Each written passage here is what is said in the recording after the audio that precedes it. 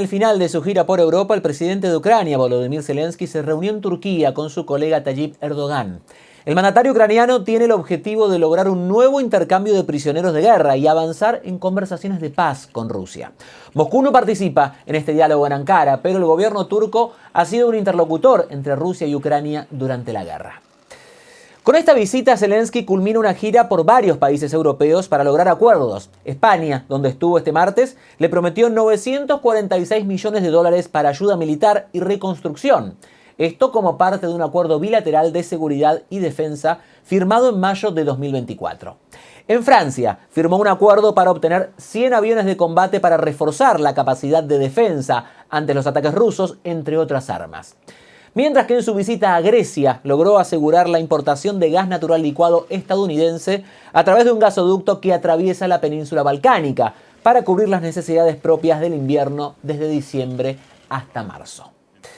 Entonces, resumiendo, tenemos por un lado un aumento de la ofensiva rusa en Ucrania y de las tensiones con los vecinos europeos de la OTAN.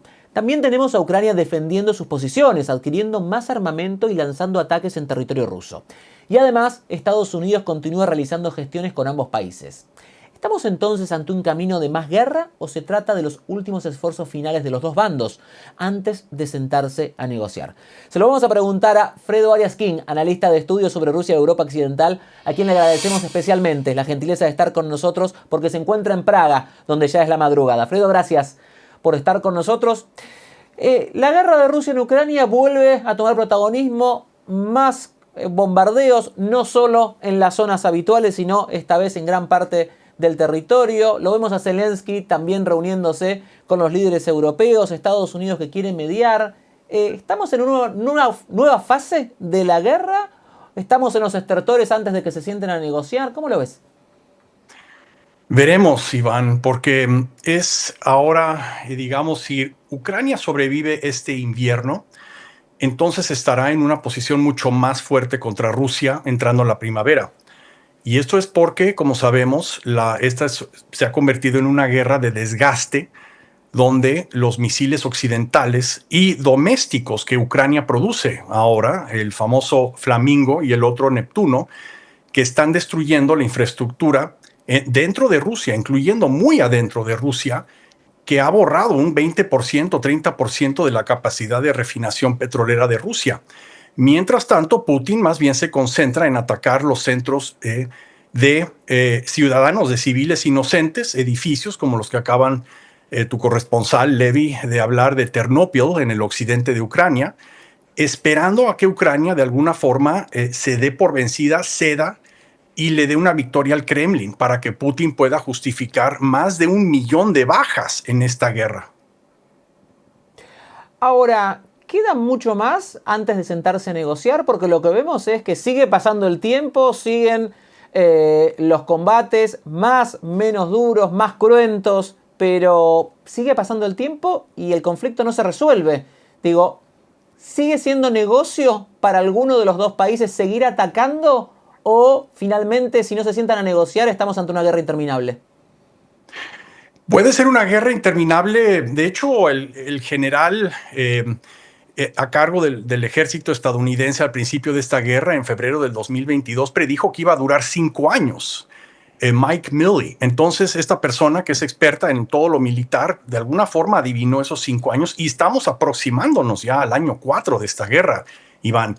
Entonces, para Putin es indispensable seguir esta guerra, porque si para esta guerra, de repente, aunque le cedan territorio, aunque Ucrania esté de acuerdo en desarmarse y no unirse a la OTAN, eso sería para Putin un desastre porque toda su economía la ha recalibrado a ser una economía de guerra. Y si de repente ya no hay imágenes de destrucción del enemigo en la televisión, la propaganda se va a empezar a desmoronar.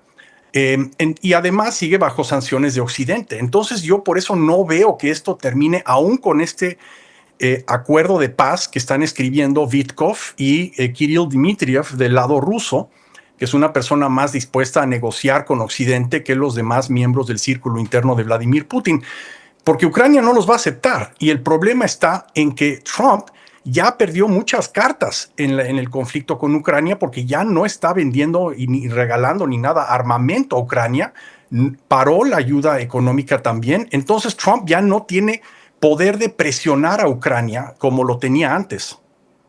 Claro.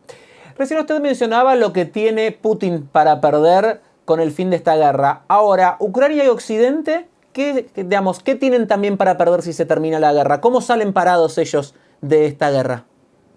Totalmente.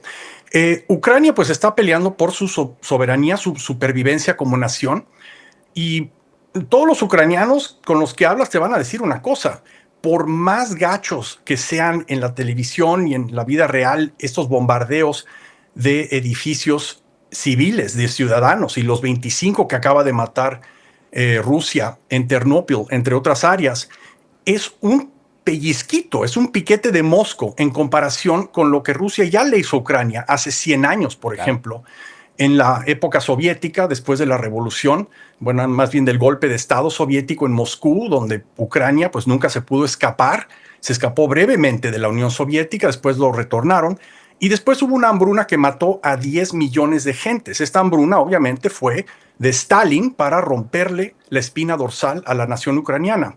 Entonces, si Ucrania sobrevivió toda esa experiencia con el Imperio Ruso y con la Unión Soviética, Ucrania entiende que si no pelea ahora, le va a ir 100 veces peor si firma un tratado de paz con Rusia para ceder esos territorios a Rusia. Entonces, Ucrania va a pelear, yo creo que hasta el final.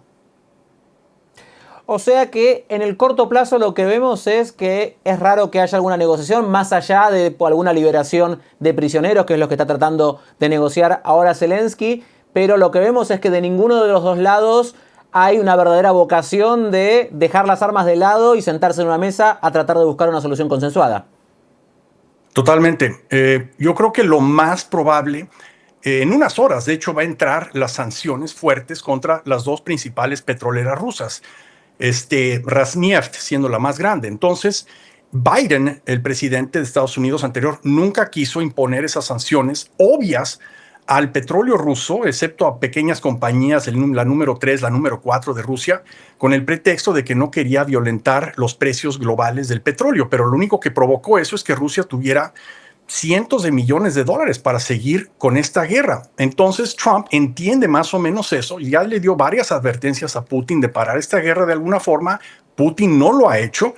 Organizó una cumbre en Alaska que dio 0 resultados más que una pésima imagen para el presidente Trump. Entonces él empezó a cambiar su retórica y por fin firmó las sanciones a las principales dos petroleras rusas.